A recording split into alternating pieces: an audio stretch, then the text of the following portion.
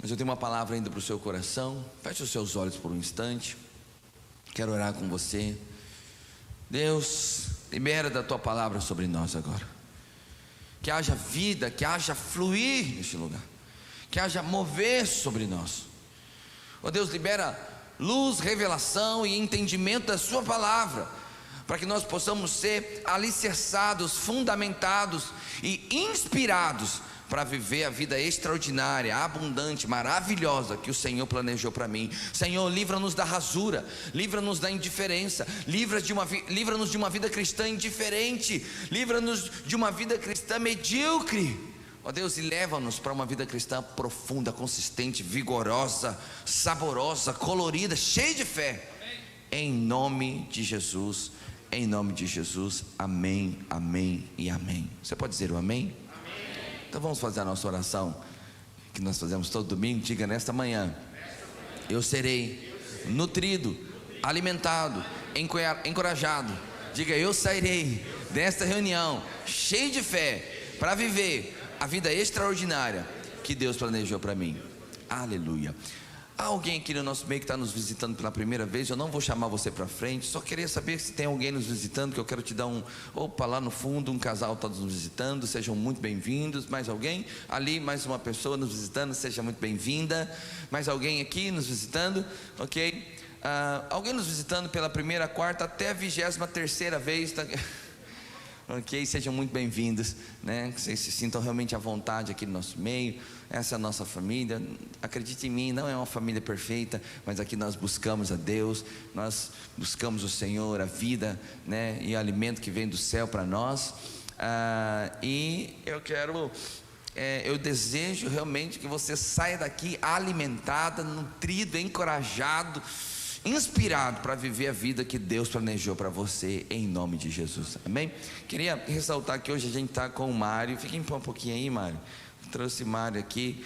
O Mário é sobrinho do pastor Cleito, e ele é um produtor lá de São Paulo, né? Mexe com vídeo, produção de clipes, cinemas e um monte de coisas más, cositas más, né? Participou da equipe de produção de vídeos do Fernandinho, Isadora Pompeu, Morada, Dunamis, todo mundo, né? Até o Silvio Lacerda, ele já participou de uma produção do Silvio Lacerda, né? E ele veio para estar aqui conosco, né? Para nos ajudar de maneira graciosa, né? Deixou lá o final de semana dele em São Paulo, né? Ele já tinha vindo aqui uma vez, né? Quando nós éramos aqui mesmo, antes da gente ter ido lá para Caramuru. Mas como ontem nós fizemos a gravação do seminário Afiando Machado, a gente pensou, né? Será que a gente conseguiria trazer um produtor aqui para nos ajudar? Aí, e ele se dispôs a estar conosco, né? Ofertou, né, a sua mão de obra para estar aqui conosco, carinhosamente. Eu queria te agradecer muito, dizer que estou muito feliz de receber você aqui, tá bom?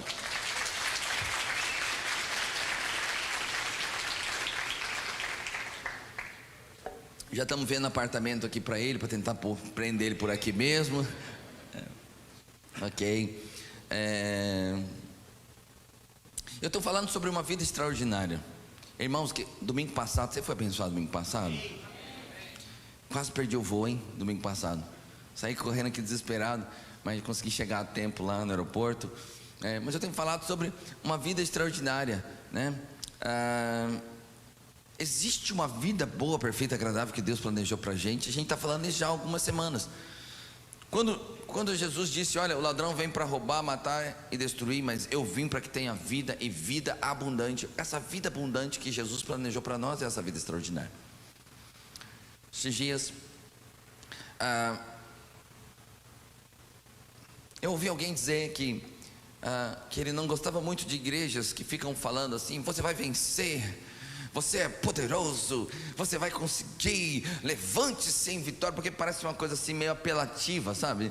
Parece uma coisa assim meio exagerada, parece uma coisa mal fundamentada, como se fosse uma linha de pensamento positivo, né? Acorde, levante, olhe para o espelho e diga: você vai vencer e tal. Então parece uma coisa meio estranha assim, né? Eu confesso que eu me identifico com essa, não totalmente, mas eu me identifico um pouco com isso, porque tão ruim quando você fala muita coisa, mas não fundamenta nada do que fala, né? Eu me identifico com essa ideia de que inspiração, eu acho que a inspiração ela é necessária. Nós precisamos ser inspirados pela palavra de Deus, mas essa inspiração tem que nos mergulhar num processo de transformação que vai produzir a realidade.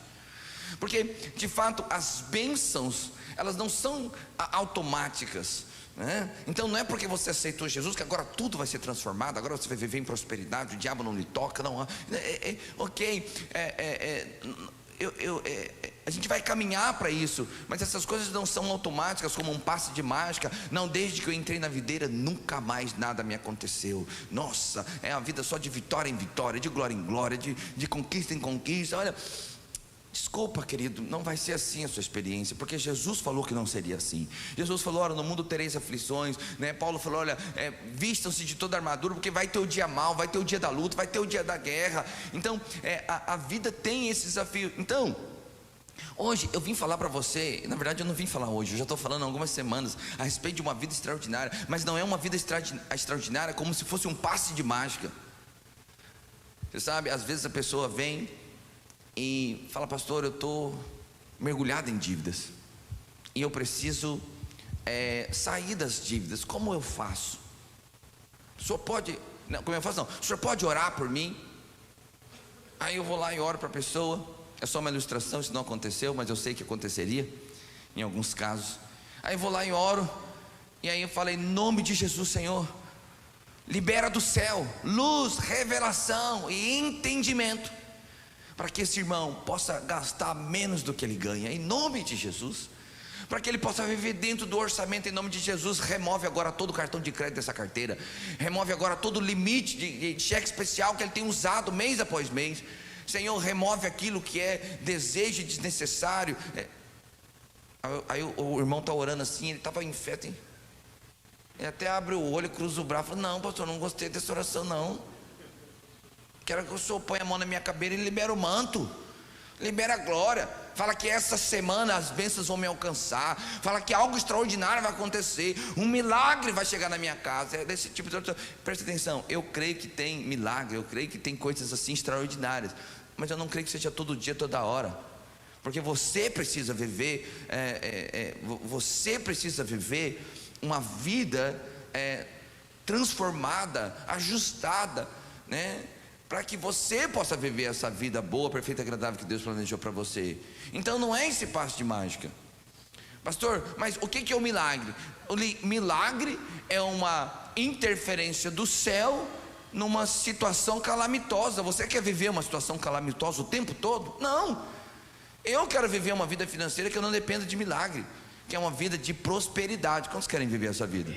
Mas eventualmente eu vou precisar de um milagre. Nessa hora o Senhor vai estar lá firme e forte para me abençoar, amém, irmãos? Só que a vida extraordinária, então, não é esse passo de mágica, né? É um processo. Por isso que não dá para a gente falar sobre vida extraordinária apenas num dia e falar assim: a partir de hoje nunca mais será como era, mudou. Não, a partir de hoje talvez realmente nunca mais será, porque você alcançou luz, entendimento e revelação de um caminho que você tem que seguir. Um caminho que você tem que seguir, e nesse caminho as coisas vão se ajustando. É um caminho de maturidade, é um caminho de vigor, de crescimento. E quanto mais maduro você for, mais acesso você vai ter à herança daquilo que Deus planejou para você. Então hoje eu queria falar um pouco mais sobre isso. Agora, falar um pouco sobre a graça, porque a graça é o maior acontecimento do Novo Testamento. A graça é a notícia mais importante que nós temos que propagar, que nós temos que meditar até Jesus voltar. Então a graça não é só um fato no tempo, na história.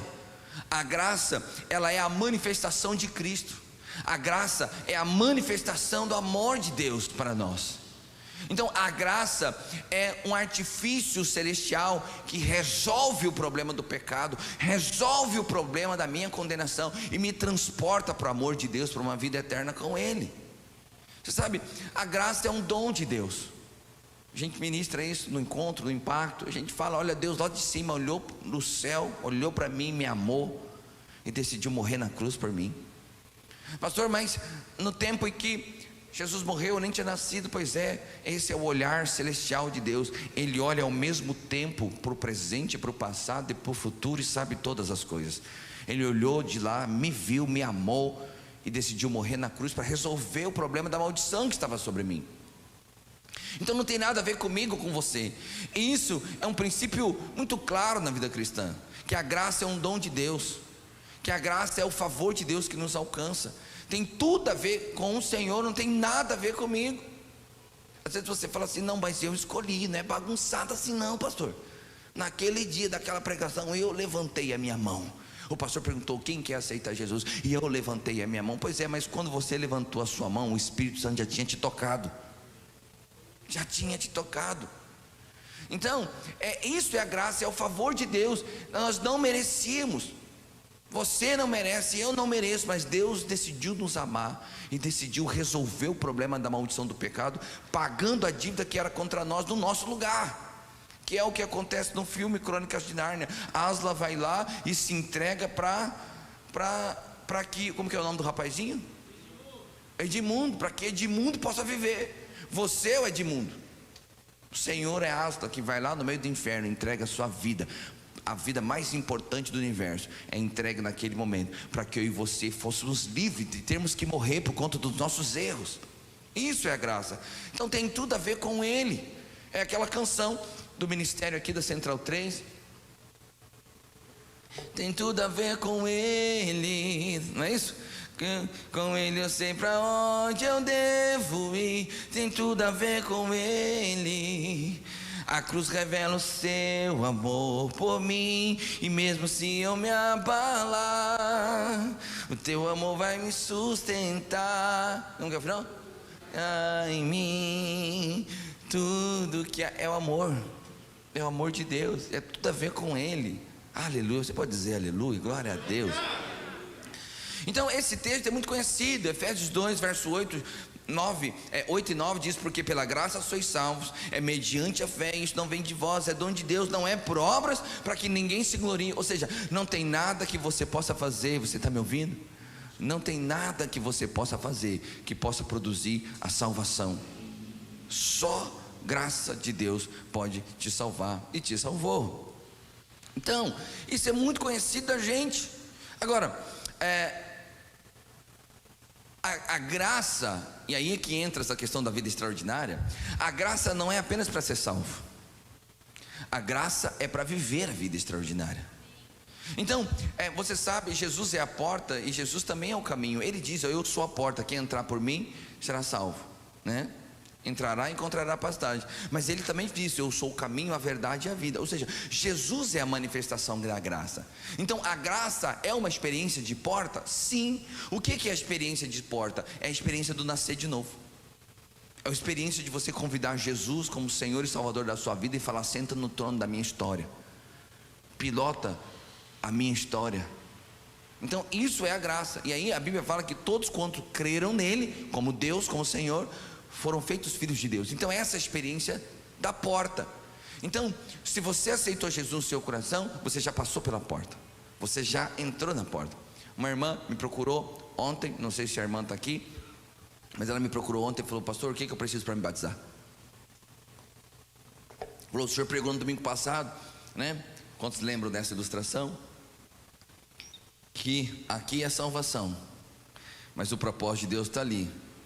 Então a salvação está aqui, o propósito de Deus está ali. E quando você se torna alguém profundo em Deus, você vai andando na direção do propósito, na direção da graça. Ele perguntou: pastor, não entendi a palavra. Eu quero andar na direção do propósito de Deus, eu quero andar na graça. O que eu faço para me batizar? Eu falo: já aceitou Jesus? Já fez. É o suficiente.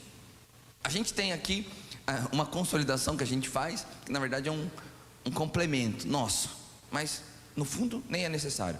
O necessário é você crer como Jesus, Senhor e Salvador, e aí você pode se batizar. Crê e será salvo. Quem crer e for batizado será salvo. É crer, já creu, agora é ser batizado. Que dia que vai ser? 27 de novembro vai ser o batismo da nossa igreja. Vai ser aqui na frente, inclusive. Nós vamos comprar uma piscina de 10 mil litros, vamos montar aqui na frente, e o bicho vai pegar aqui na porta. Vocês estão comigo nisso ou não? Vai ser top. Nós já fizemos uma vez isso aqui. Não sei quantos estavam quando a gente fez isso uma vez aqui. Fizemos. Foi lá fora ou foi aqui dentro? Foi lá fora. Vai ser de novo. Fizemos aqui e lá fora. Ok, vamos fazer lá fora.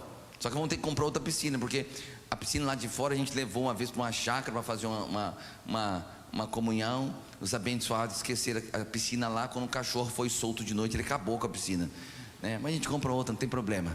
Vai ser bênção demais. Agora, essa experiência de porta, mas e a experiência de caminho? Essa é a experiência quando você... A experiência de porta é a graça para ser salvo. E qual que é a experiência de caminho? É a graça para viver a vida cristã. É a graça para viver a vida cristã. Então, a igreja já é especialista em dizer que a salvação é graça. A igreja já é especialista em dizer isso. Só que muitos irmãos não consideram que a graça também é para viver a vida extraordinária que Deus planejou para você. A graça é para isso também. Então, olha só o que Tito, capítulo 2, verso 1 diz: porque a graça de Deus se manifestou salvadora a todos os homens. Experiência de porta. Depois disse: ela nos ensina a renunciar à impiedade e às paixões mundanas, e a viver de maneira sensata, justa e piedosa nesta era presente, enquanto aguardamos a bendita esperança, ou seja, a gloriosa manifestação do nosso grande Deus e Salvador Jesus Cristo, ou seja, quando Jesus voltar. Ou seja, a graça é a experiência de porta, mas a graça também é a experiência de caminho, porque a graça te ensina a viver do jeito que tem que viver. Para viver essa vida boa que Jesus planejou para você, você não pode ter só a experiência de porta, você tem que ter a experiência do caminho, porque é no caminho que você vai ter a experiência dessa vida extraordinária que Deus planejou para você. Pastor, é possível ter a experiência de porta e viver uma vida medíocre na terra? Claro que é possível, vou te falar, a maioria dos cristãos vivem dessa maneira. Ele é como se ele falasse assim: ó, eu ia para o inferno, agora já não vou, estou no céu, estou satisfeito, não preciso mais nada além disso. Pois é, ok, mas tem muita coisa além disso. Você pode não querer usufruir, mas tem.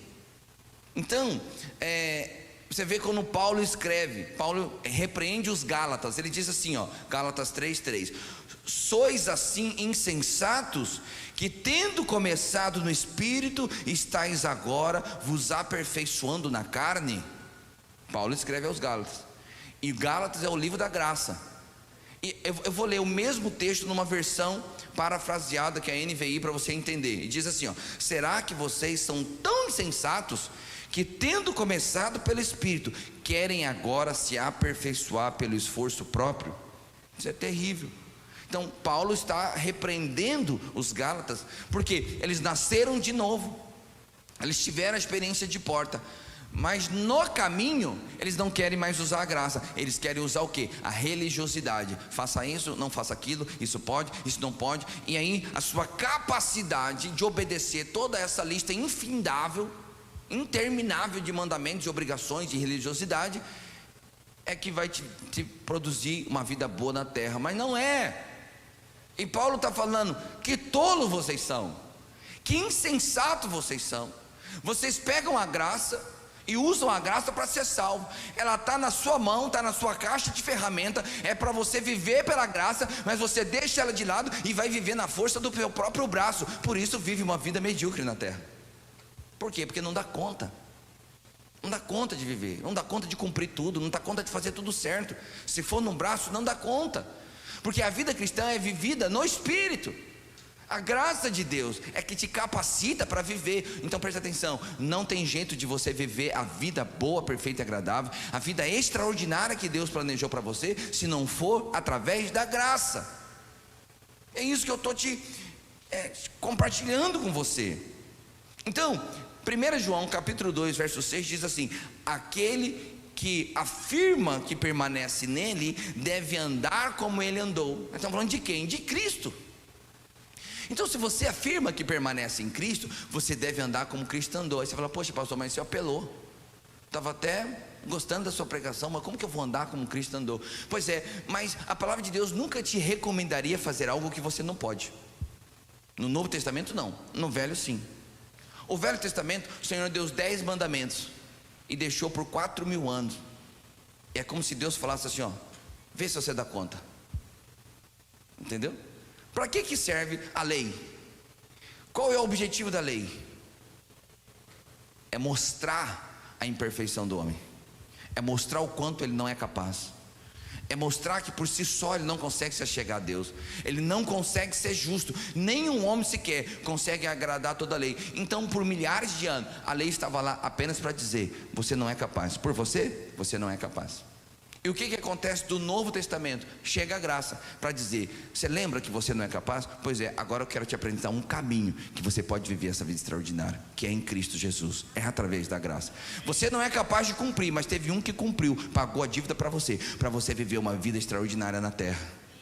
Isso é a graça. Agora, no Novo Testamento, fala um amém aí forte aí, irmão.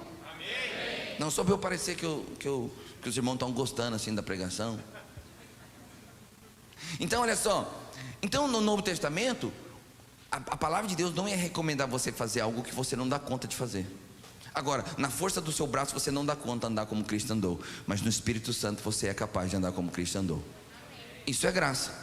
Então você não pode usar a graça para ser salvo, você precisa usar a graça para viver a vida cristã todo dia.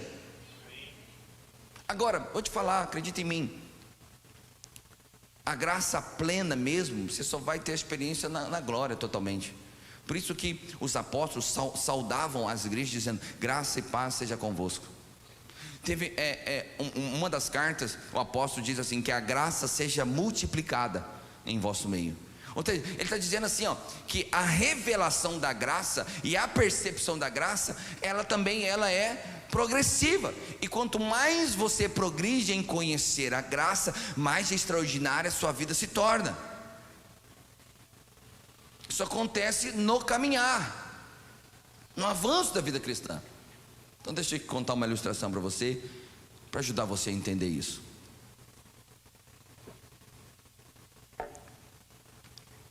A primeira coisa que eu fiz quando nós começamos a falar sobre essa série, os irmãos estão ouvindo bem a minha voz lá no fundo? Bem mesmo? Ok? Quando nós começamos a falar sobre essa série, a primeira coisa que eu disse para você é que você precisa acessar a chave da consciência. O que é a chave da consciência? Você nunca vai desejar algo que você não sabe que existe. Então a primeira coisa é que você precisa entender que existe uma vida extraordinária para você viver, e você não pode desejar ou caminhar na direção de algo que você não sabe que existe. Então acredita em mim, há muitos cristãos que nasceram de novo, que vão estar conosco na glória eterna com Jesus, mas eles acham que a vida aqui na terra é uma vida de sofrimento. Você quer vida boa, filho? É lá na glória. Aqui nós vamos comer o pão que o diabo passou, aqui nós vamos sofrer igual um condenado, aqui vai ser difícil, aqui o negócio vai ser pesado. Jesus falou, né? No mundo tereis aflições, né? Só que ele não lembra que Jesus falou: mas tem de bom ânimo, eu venci. Se eu venci, você vai vencer também. Ele fica mais com a outra parte. Então ele não acha que tem uma vida extraordinária e abundante para ele viver. Então, como ele não acha, ele não vai seguir nessa direção. Então a primeira coisa que você tem que entender é o seguinte: existe uma vida boa, extraordinária para você viver. Pastor, eu não estou vivendo. Ok, é importante ser sincero para dizer quando você: pastor, eu não sinto que estou nessa vida, nesse caminho. Então, ok, é que você tem que entender duas coisas que você tem que entender. Primeira coisa, se você não está, eu estou te inspirando a você estar. Se você ainda não vive, eu estou te inspirando, eu estou te encorajando a viver essa vida abundante. No entanto, você tem que entender que a vida boa, perfeita e agradável não é uma vida sem lutas. Está ouvindo? Não é uma vida sem lutas. Quando você fala assim, olha, um exemplo só aleatório. Quando um casal, amanhã nós vamos falar sobre casamento, né? Quando um casal fala assim: nossa, nós vivemos uma vida muito feliz. Eu falei: uau!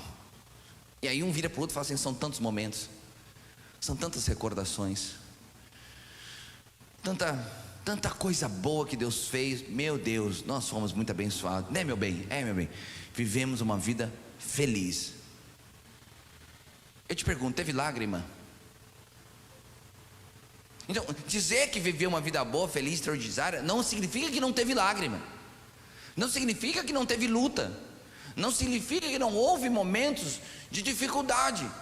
Então essa vida boa, perfeita e agradável que Deus tem para você, não é uma vida sem lágrima, não é uma vida sem luta, não é uma vida sem batalha, é com tudo isso, mas ainda assim é boa, perfeita e agradável, porque para cada uma dessas batalhas você não está sozinho, você tem o Senhor lá com você. Uau! Então deixa eu te contar uma ilustração. Por volta do século XII, um homem ferido, sobrevivente de um naufrágio, ele se encontra numa ilha deserta. E essa ilha é uma ilha que de dia realmente é um sol fortíssimo, à noite é muito vento, né? Esfria demais. É uma região de muitas tempestades, né? Chuvas geladas, chuvas cortantes. Ele está ali, sobrevivente naquela ilha. E naquela ilha é uma ilha, e ele está ferido, e essa ferida ela está infectada, e ele sabe que aquela ferida vai, né, lhe prejudicar muito, e ele não tem remédio, ele não tem como resolver a questão da ferida, ele não tem materiais para costurar, para nada. Aquela ferida está aberta, mas como se isso não bastasse, naquela ferida tem uma tribo indígena canibal, e ele já percebeu que os camaradas estão olhando para ele, até lambendo os beiços. E como se não bastasse, essa ilha, ela na verdade ela é dominada por ursos.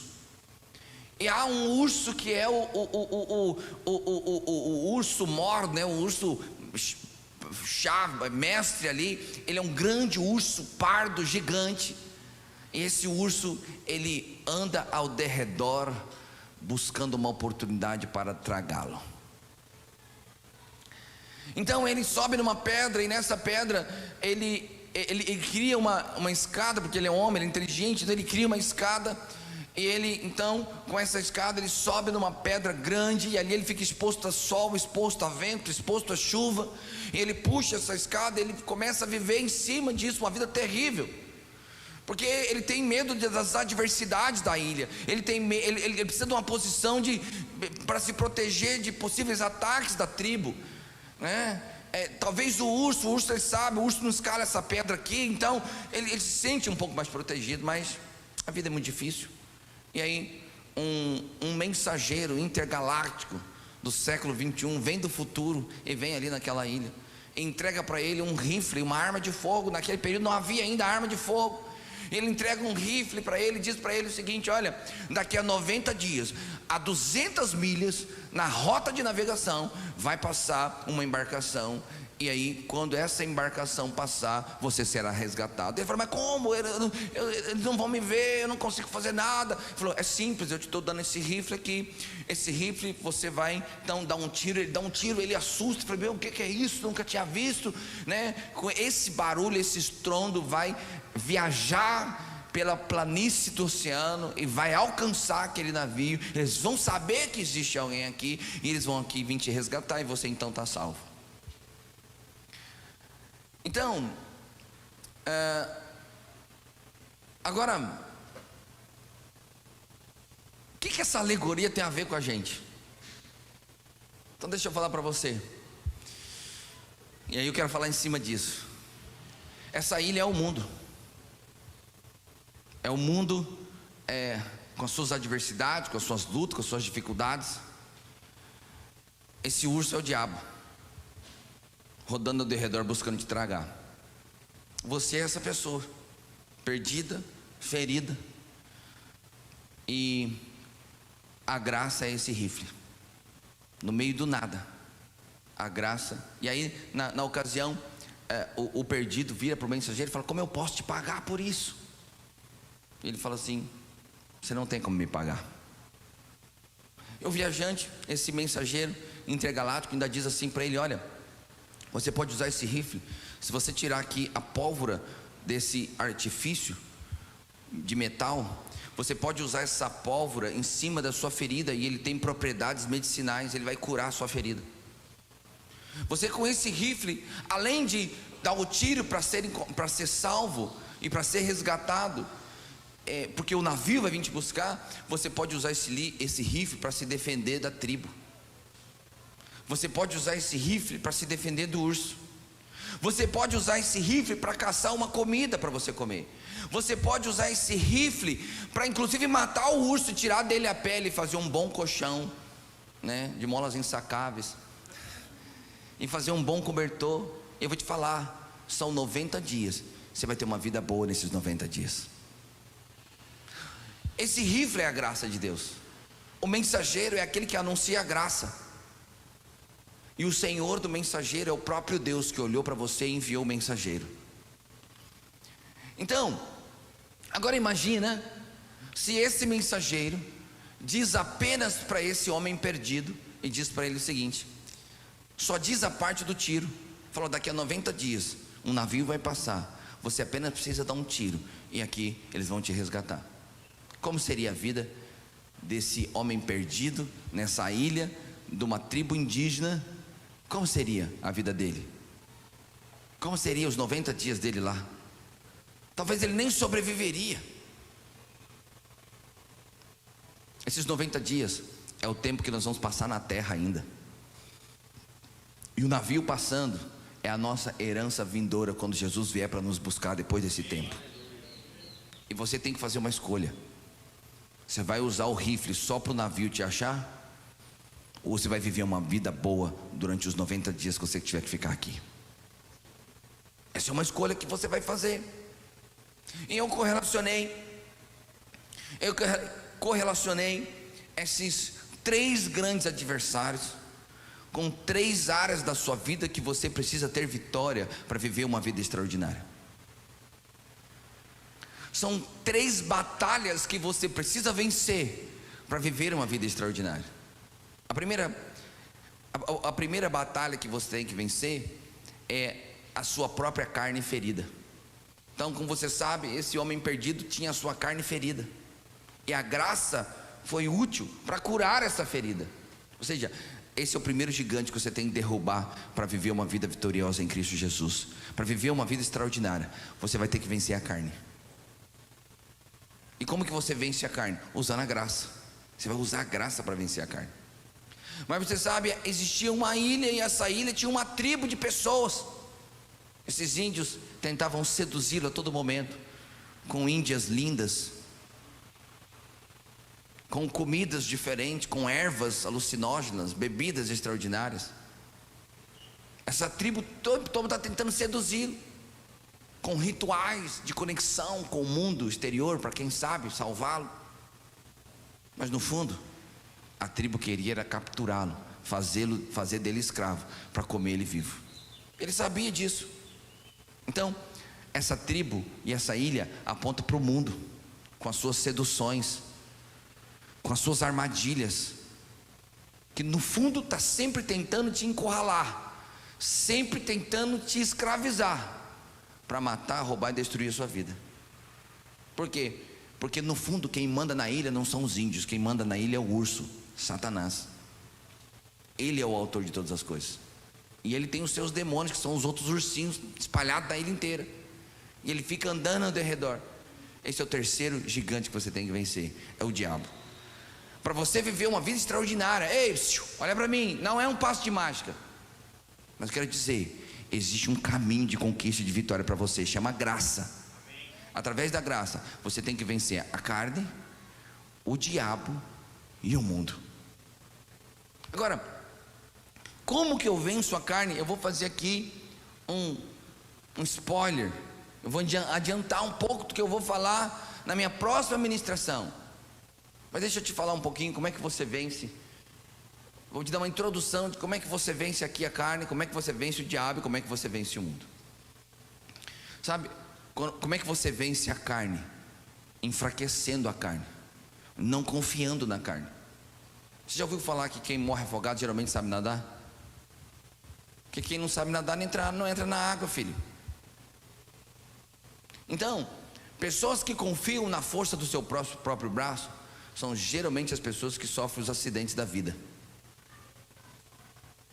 São motoristas que andam em alta velocidade. São pessoas sempre em busca de, né? Não, eu dou conta, eu sou capaz.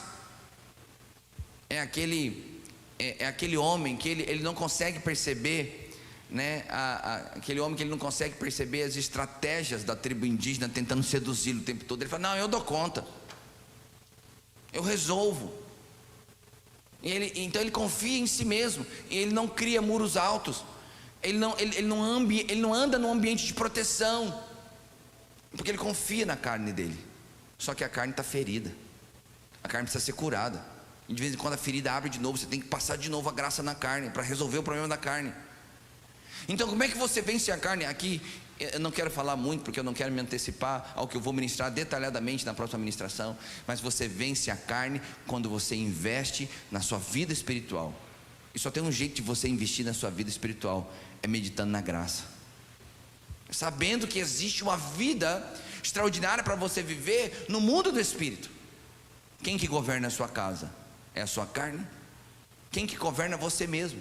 Você é governado pelos desejos da carne, ou você é governado pelos frutos do Espírito? Pelo Espírito que produz os frutos. Isso é uma coisa que você precisa escolher. Pastor, mas eu não dou conta. Você não dá conta porque você alimenta a carne o dia inteiro. É por isso que você não dá conta. É como aquele jovem que ele vê uma série, mas na série tem muitas cenas de sexo, muitas cenas de sensualidade. Termina a série, ele está subindo para a parede, tem que tomar um banho frio. Por quê? Porque ele está alimentando a carne o tempo todo, o tempo todo, o tempo todo. E como é que você enfraquece a carne? Matando a carne por inanição e alimentando o seu espírito. E como que você alimenta o espírito? Meditando na graça. Existe uma vida extraordinária para eu viver, porque a graça é uma pessoa. Como é que você investe na graça? Investindo nesse relacionamento com essa pessoa. Cristo é essa pessoa. Mas como é que você vence? Como que você vence o diabo? Você vence o diabo meditando na graça, estando na graça. A Bíblia fala que nós devemos estar em Cristo. A Bíblia diz que não há nenhuma maldição para quem está em Cristo. Então como é que eu venço o diabo? Estando em Cristo. Quando eu estou em Cristo, eu estou protegido. Quando eu estou fora de Cristo, eu estou exposto. Pastor Cleito, vem aqui um pouquinho. Mário, vem aqui comigo também. Me ajuda aqui. Pode tirar a máscara. Eu sei que vocês não estão com Covid. Eu estou um pouco resfriado, mas não, vem para cá.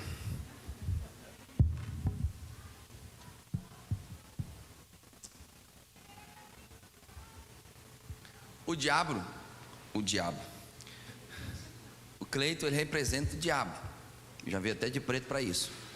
Então, ele representa o diabo. Mas o Mário representa Cristo. Quando eu estou em Cristo, para o diabo me pegar, tenta me pegar aí, me protege aí. Então, quando eu estou em Cristo, para o diabo me pegar, ele tem que passar por Cristo. Eu estou em Cristo. Você está entendendo o que eu estou falando? Então por que você não dá uma vibradinha assim de vez em quando? Um aleluia, tipo, oh Deus. É isso. Então, agora, a Bíblia fala que o diabo anda ao derredor. Ele é o urso. Olha a cara de urso dele. Pode ficar lá. Olha Cristo aqui, ó. Não vem não. Então assim, quando eu estou em Cristo, eu estou protegido. Acontece que tem pessoas que fazem isso, ó. Sai de Cristo, vem, aí vai dar ruim, porque o homem aqui é brabo. Entendeu? Pode sentar, querido, obrigado. Dá uma salva de palmas para esses irmãos aqui. Então como é que eu venço o diabo? Estando em Cristo. E como que eu vivo em Cristo? Quando eu vivo meditando em Cristo, me relaciono com Cristo, entendendo quem Cristo é. Você vai vencer o diabo assim. Mas existe um terceiro inimigo que você precisa vencer, que é o mundo. E para mim, na verdade, o diabo também, ele tenta acessar você através do mundo. Porque você sabe, se o diabo vier com um ferrão, com um tridente na ponta, com cuspindo fogo, com olho vermelho, com os cabelos em pé, você corre dele. Então o diabo, ele não vai vir dessa maneira. Muitas vezes o diabo vai vir até você através do mundo, de coisas que há no mundo. Então é aquela tribo ali tentando seduzir, para capturar o homem, com índias, com comidas, com ervas, com bebidas. Ele está tentando capturar o homem, porque no fundo ele quer escravizar o homem. Ele quer escravizar o homem. Então, como que você vence o mundo? Amando a Deus. E como é que você ama a Deus? Meditando na graça. Porque a Bíblia fala que nós amamos porque Ele nos amou primeiro. E quando você medita nisso, que Ele nos amou primeiro, quando você medita que Deus olhou para você, mesmo com as suas falhas, com a sua dificuldade, Deus decidiu te amar, isso automaticamente vai estimular o seu amor para com Deus. Ou seja, quanto mais você medita na graça, mais amor para Deus você vai ter. Eu vou te falar, a religiosidade não resolve. A religiosidade não resolve. Não resolve. Por quê? Porque a religiosidade é tentar você mudar de fora para dentro, mas não muda. O que muda você é algo que acontece de dentro para fora. Tem que acontecer primeiro dentro do seu coração. Então, quanto mais você meditar nessa graça, quanto mais você meditar nesse amor, mais amar a Deus você vai. E quando você ama a Deus, você rejeita o mundo. Você sabe por que existem irmãos que ainda são muito mundanos? Porque eles ainda não amam a Deus profundamente. E por que eles não amam a Deus profundamente? Porque eles ainda não meditaram sobre a graça de maneira a alcançar esse nível de revelação. E é sobre isso que eu quero falar no domingo que vem, porque você precisa ver uma vida extraordinária. Você precisa viver essa vida. Essa vida foi planejada para você. Não pense que é outra vida. É essa vida que foi planejada para você. É uma vida. Agora, para você viver essa vida, você precisa aprender a vencer esses 3 inimigos: a carne, o diabo e o mundo. Quando você aprende a vencer, você começa a viver essa vida. Quantos querem viver essa vida? Fique de pé onde você está. Fique de pé onde você está. Eu quero orar com você, para que você se sinta inspirado a viver uma vida extraordinária, para que você se sinta inspirado a avançar e a progredir, a conhecer a Deus, a conhecer aquilo que Deus tem para você. Oh, querido,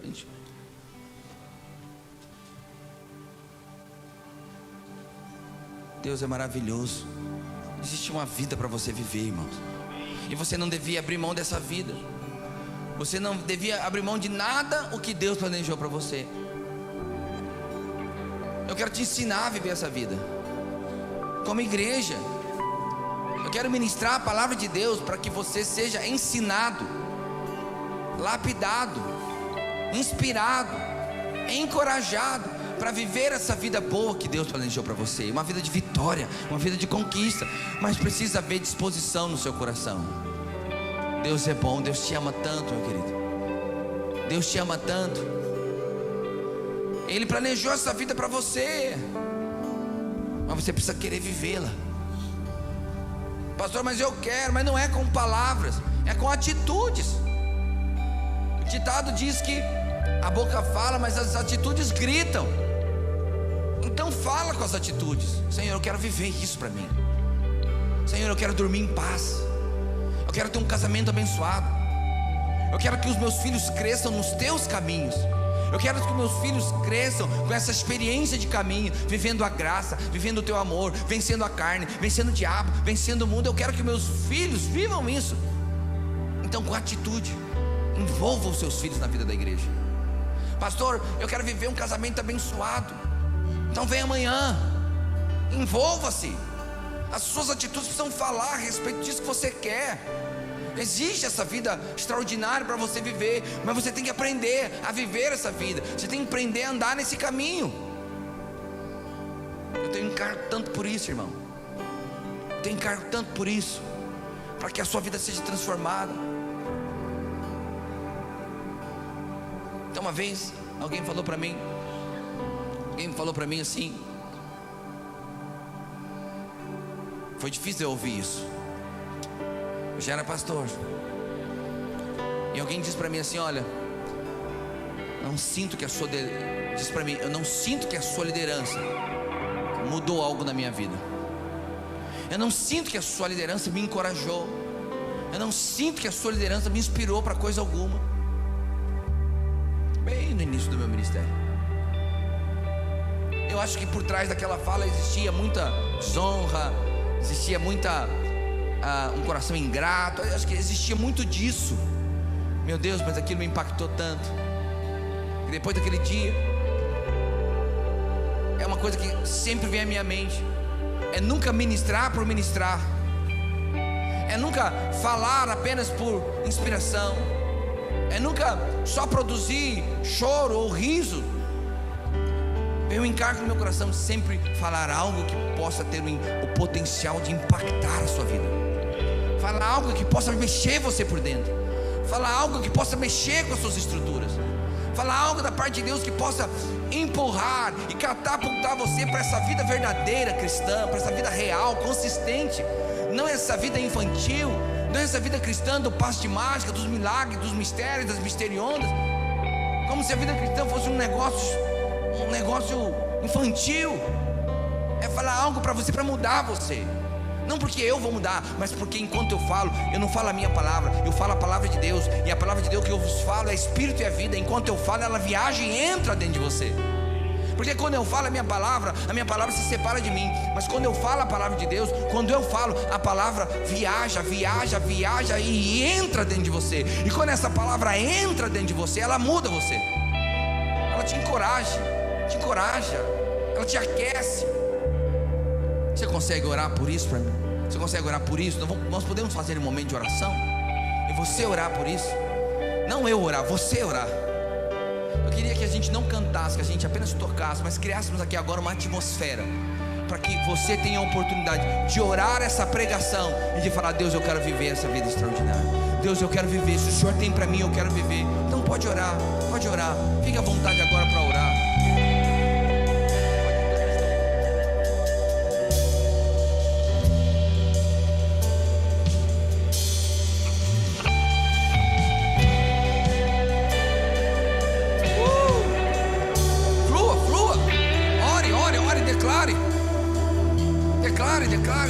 Declare. Aqueça o seu coração por isso. Oh Espírito, produz as transformações que nós precisamos. Remove-nos da infantilidade, remove-nos da rasura, leva-nos para as águas profundas do teu mover, da tua graça, do teu amor. Oh Deus, aqui tem um povo que quer viver essa vida extraordinária, e nós vamos viver. Não ficaremos à margem do que Deus tem para nós. Não ficaremos aquém do que Deus tem para nós. Nós vamos viver. Oh, caralaba, chore, andalaba. Ei, caralaba. Flua, fala. Flua. Ei, nós vamos viver.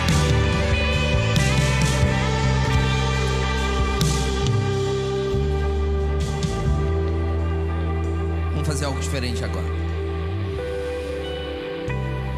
Quero que você...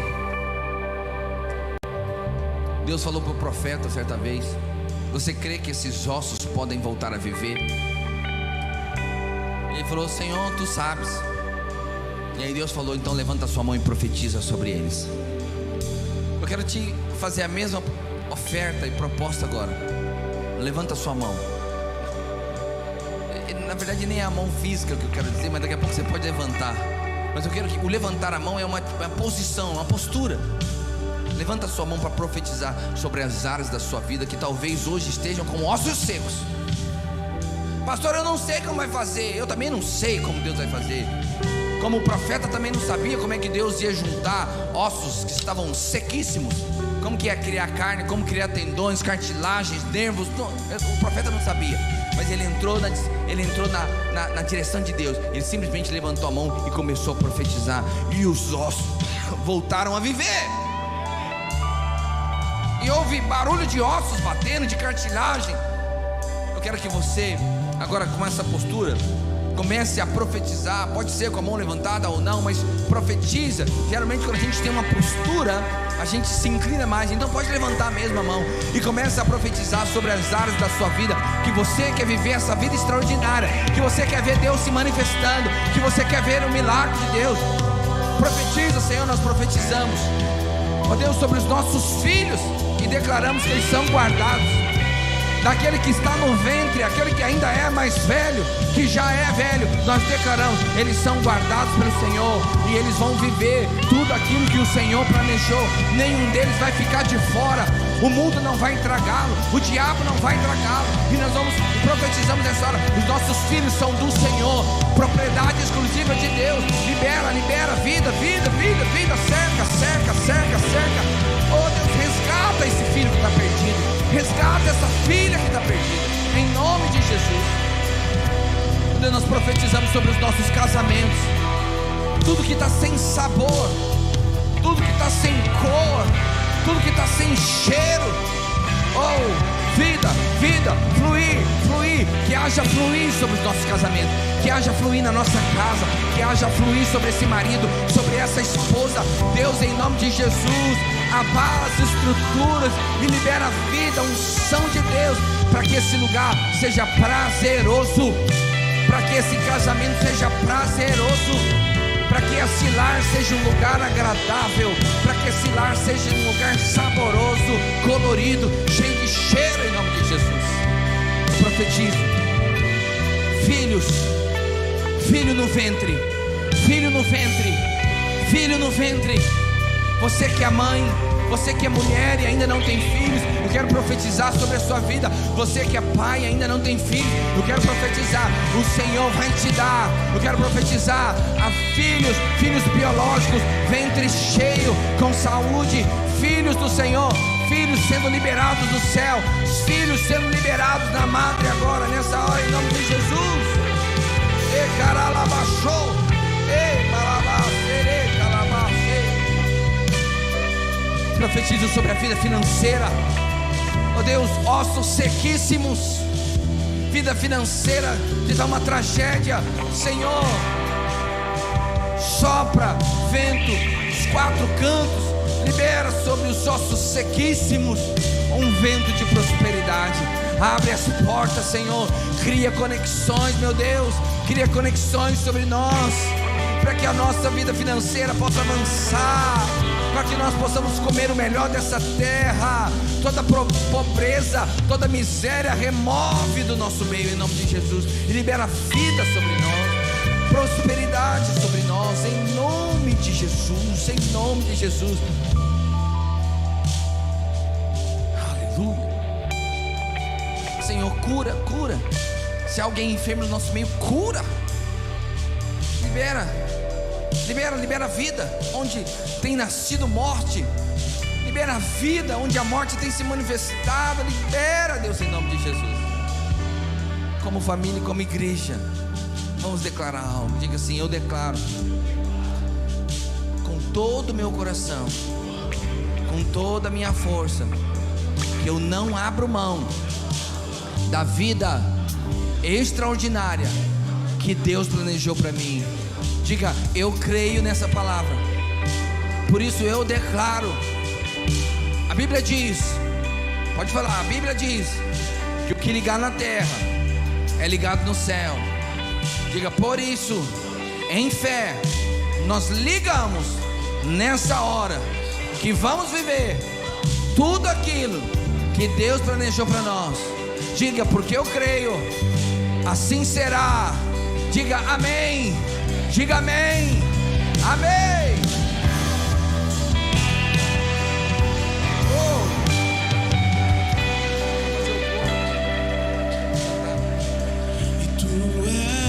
Você consegue declarar isso? Em todo tempo és bom, justiça está em ti. Oh, Jesus.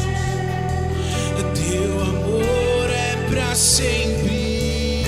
Como é bom cantar isso, cante. E tu és bom, em todo tempo és bom, justiça está em ti. Teu amor é pra sempre. Eu quero ouvir as nossas vozes declarando. Diga: tu és bom. Tem uma vida boa para você. Tu és bom, justiça está em ti. Seu amor é pra sempre. Uma última vez agora, totalmente a capela, cante.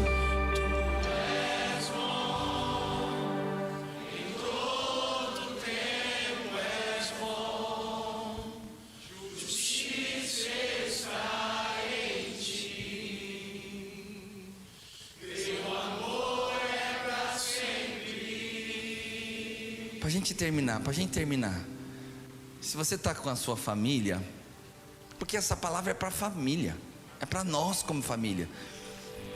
Se é filho, está longe do seu pai, chega perto dele agora, aperta isso. Se você é filho, né? De repente seu pai não está aqui, sua família não está aqui, mas se você está em família, aproxima agora da sua família, do seu marido, da sua esposa. Se você puder dar um abraço nele, fica pertinho. Vamos cantar isso, porque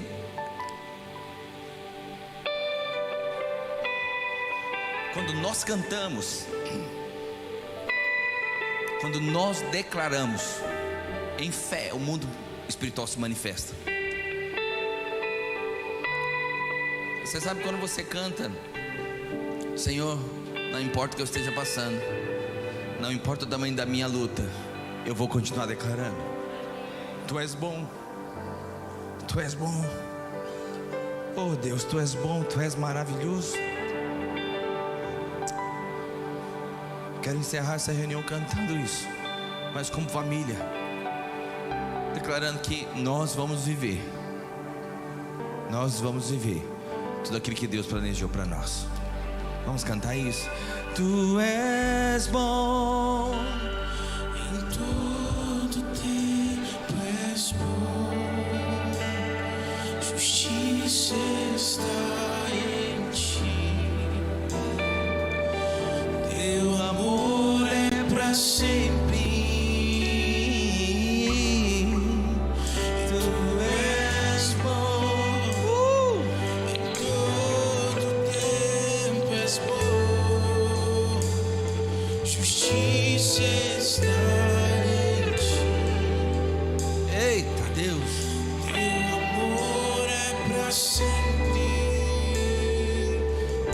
Agora uma última coisa que a gente vai fazer. Agora você vai cantar olhando no olho dessa pessoa que você abraçou aí. Você não está cantando para ele, você está falando de Deus. Mas quando você fala olhando para ele, você está dizendo: eu creio. É como se você estivesse dizendo assim, ó: Deus é bom e nós vamos viver tudo aquilo que Deus planejou para nós.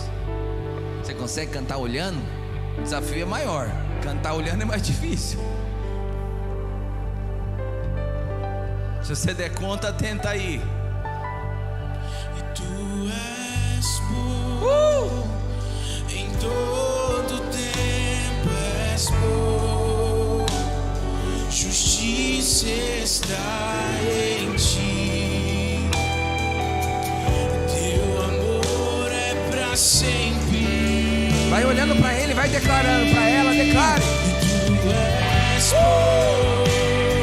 Em todo tempo és bom. Justiça está em ti. Teu amor é pra sempre. Declare para Deus agora. Tu és bom. Declare para o Senhor.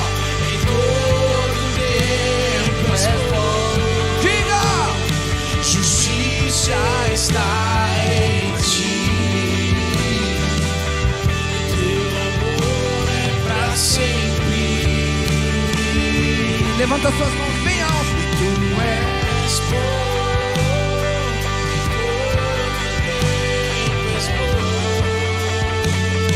Justiça está em ti.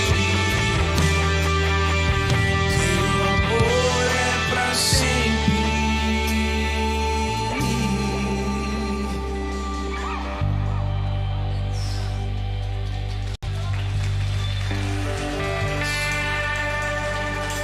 Oh Deus. Aleluia. Fala para essa pessoa aí que você ama. Fala para ele: olha, tem uma vida extraordinária para a gente